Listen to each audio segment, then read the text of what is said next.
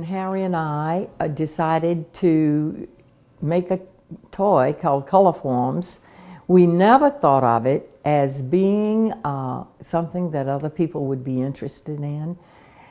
We first thought how interesting the shapes and the color and what you could do with it was going to be. And that's where we started, just from, as I say, entertaining ourselves. But the first little book, Harry made all of the abstract things. He was really into Kandinsky at that time. And I made the more realistic ones because I thought the children could do the Chinese girls and the little boats and that kind of stuff. We were kind of interested in the modern world. A lot of Danish things were coming in at that time, if you remember. And we admired architects who were doing modern houses. So I think Colorforms had a good dose of that itself. Well, my role with Colorforms was right in the beginning. I designed the first Colorforms that is now in the Museum of Modern Art. That was strictly my design. One of the circles was my thimble. One of the circles was a top of a medicine container. And I felt that it needed length as well as all these other things. And Harry said at one time, what do we call it? And I said, let's call it what it is. It's colored forms. And that's what we did. In fact, Colorforms was the first toy to be packaged in black, because I kept saying, precious things come in black boxes. And hello.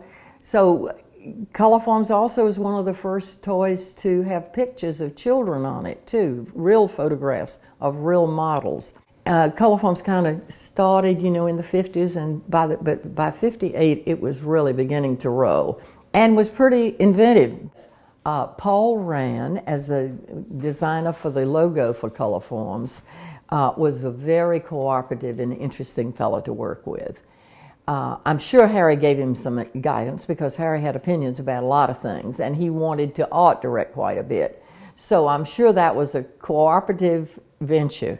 It was a successful image, and it's lived, I think, rather well. Well, Popeye was chosen as one of the first Colorforms figures. I don't think it was because it was a contest in any kind of way, but he was popular then.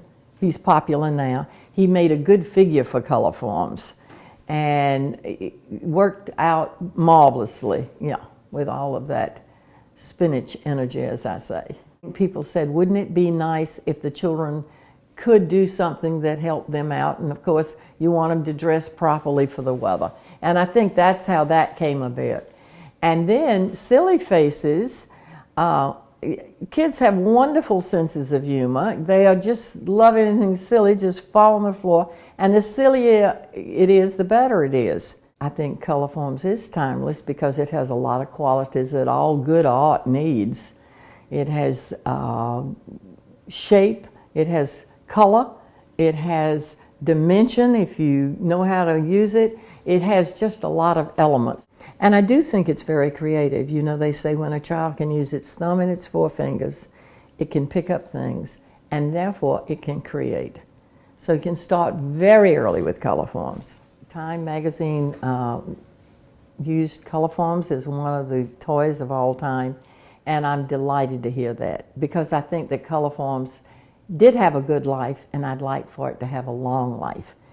I feel very good about that, and any kind of contribution toward creativity, I'm excited about.